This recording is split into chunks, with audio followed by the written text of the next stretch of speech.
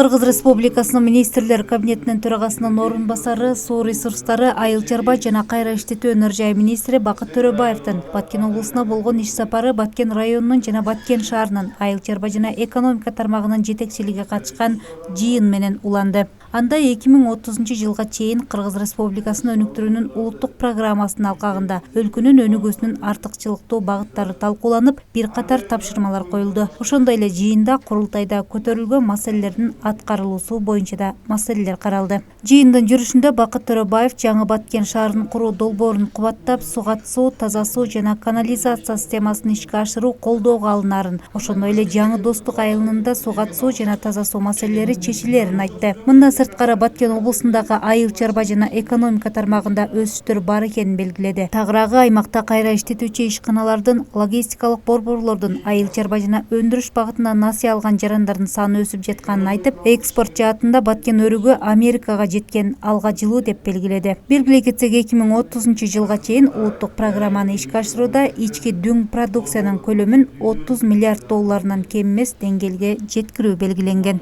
Негизи жылыштар бар, өндүрүштөрдүн өсүш темптери бар дагы, инвестициялар көлөмдөрүнүн келиши дагы жакшы, көлөм келип атканын байкап атабыз. Бирок бир нерсени биз дагы байкап калдык.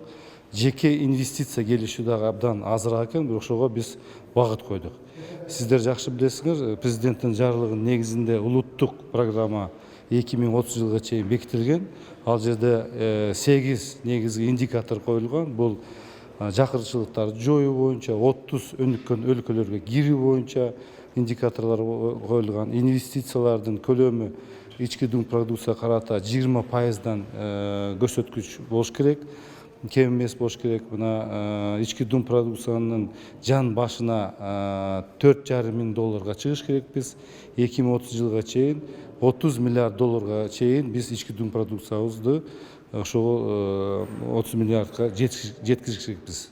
Мына ошол нерселерди биз мына ар бир райондо дагы айыл өкмөттөргө чейин түшүндүрмө иштерин жүргүздүк. Экспорттону карасак, Баткен областында мына сиздер бүгүн деле көрдүңүздөр, Америкага дагы өзүнүн экспорттагы Америка жеткизгенге дагы жетиштир. Ошон үчүн биз дагы аларга айттык, айыл өкмөттөгүлөргө, мына азыр сиздерге Америкага жол ачылды. Ошонун негизинде сиз ушу Америкага жана башка өлкөлөргө кайсы жерде жол ачылган болсо ошого киргизгиле депчи. Мына ушундай окшогон маселелер абдан жакшы болуп атат. Мына быйыл дагы биз карап чыктык.